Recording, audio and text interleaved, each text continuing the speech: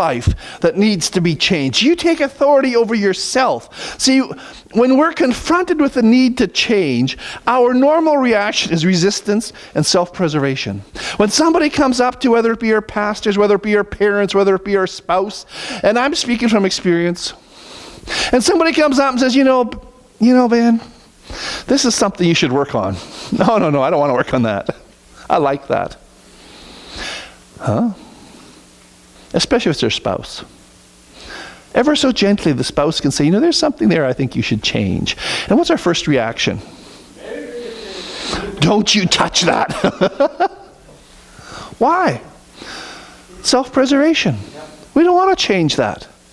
But we need to learn to deal with that. We need to be open to it. Now, not everybody that comes along, and I know I've had people too, they've made things and they've said things and it's been like, they have no clue what they're even talking about. Something you just don't even worry about it. Because there's people that'll talk. There's people that'll lend loose lips. There's people that'll try and say something to try, and it's like, obviously you have no clue on which end is up. Obviously you don't even know what color the sky is in our world. So if that's where you want to go, then go there. Have a nice trip. But leave me out of it.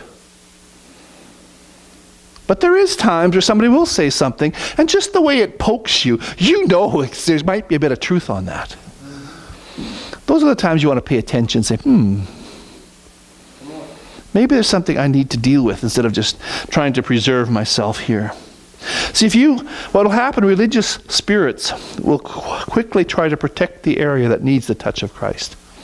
That's a religious spirit that says, if you want to be all God wants you to be, have all that he wants you to have, then you are going to have to make every effort to do what he wants you to do.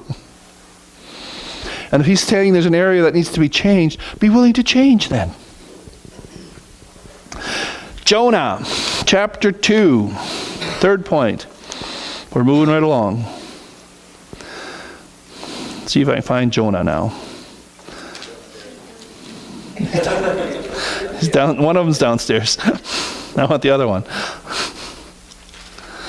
Jonah, where's Obadiah?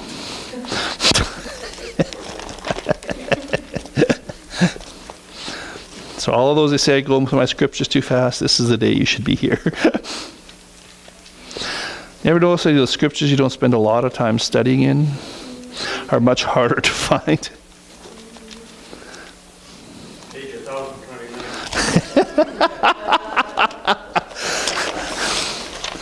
I will find it as we all continue to look for it. Because nobody can find it before Pastor can, right? Somewhere I have a concordance here, I'm sure. Somebody just read it, Jonah 2:9. I will sacrifice unto thee with voice of thanksgiving. I will pay that I must vow. Salvation is of the Lord. I will sacrifice with the voice of thanksgiving that which I have vowed. I knew I had read that. One of the things we're going to need to do if we want to move into the promised land, if we want to move into our territories, if we want to grow, expand, transform, we're going to have to look for opportunities to sacrifice. Too often when times are tough, people want to withdraw and quit sacrificing. Times are hard, so we want to draw back. We want to pull away. We want to hang on instead of releasing. But God tells us that is exactly the time where we need to learn to release and to give. I will sacrifice that which I have vowed. That what I have said I'm going to do, I'm going to do. See, when the widow came to Elijah during the time of famine, Elijah had just moved away from the brook Chidor, and he was now moving into this place, and God had provided this little widow woman to provide for him. So she finds her out there and she's picking up a few sticks, and he calls to her and he says, well, give me something to eat. She says, I don't have anything. I got a handful of meal. I got a little bit of oil. I'm gathering sticks now because I'm going to make a little cake and my son and I are going to eat it and then we're going to die. What does he say to her? Feed me first. Good idea, but feed me first. Huh? What was he doing? This is the prophet of God. You know, I have the picture, however wrong or right it might be. This guy was being fed. He was sitting beside the brook. The ravens were busy bringing in food twice a day. Now, chances are they were bringing it from King Ahab's palace because that was one of the only places that would have had food. So he's not so skinny yet.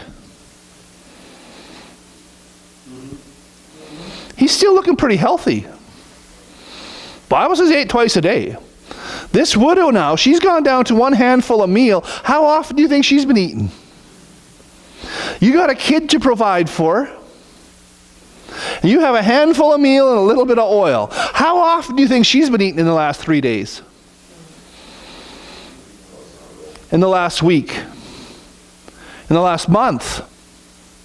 Because I know what happens, and most mothers would sacrifice their last meal if that was the only thing that could keep their child going.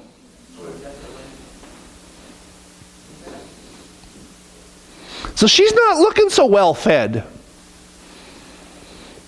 Now, I don't think he looked quite like Friar Tuck at a Robin Hood, but I'm not thinking he was so skinny. And he comes walking down. He comes walking down and he meets this woman. He says, "Give me something to eat."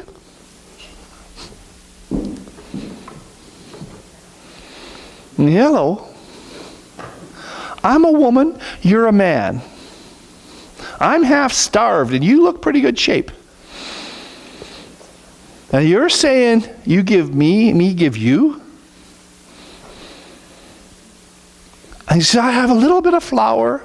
I have a little bit of oil. I'm making my last cake, and my son and I are going to sit down and we're going to have our last supper. And then we're going to die." And he said, "Okay, just give me some first."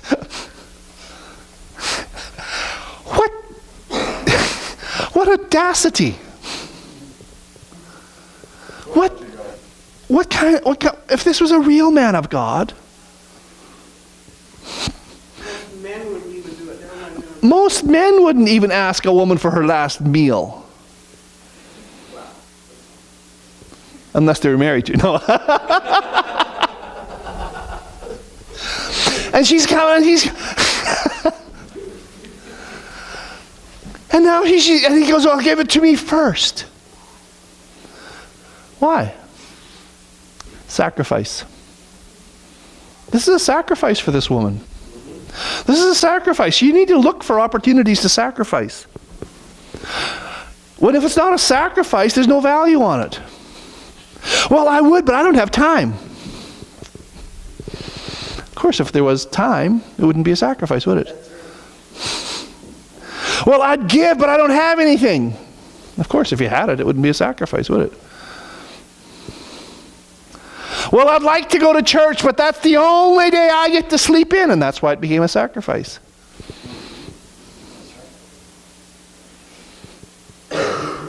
So look for your opportunities to sacrifice. They're going to be there. Too often when times are tough or it's not convenient or it's not as whatever, we want to withdraw, we want to hang on, we want to stay away. But that is exactly the time where God tells us to press in, to give, and to release. Sacrifice brings down the presence and the provision of God right into the middle of our situations. That's why when times are tough, and David was writing in the Psalms, and he says, "I will go into the house of the Lord, I will offer the sacrifice of praise." It was a sacrifice of praise because he didn't feel like praising. "I am beset on all sides. My enemies hound me. This is all going on. The waves are overcompassing me. I'm feeling like I've gone through the fire. This is not good. I will sacrifice praise." Huh? "No, God, I do this when I have my praise songs on the CD player.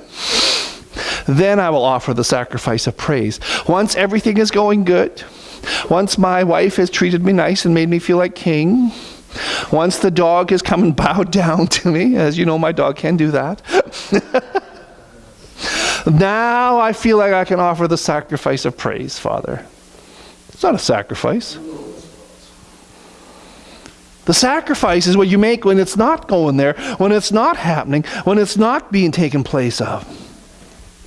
But the sacrifice is what will bring down the presence and the provision of God right into the middle of your situation. Does God want sacrifice?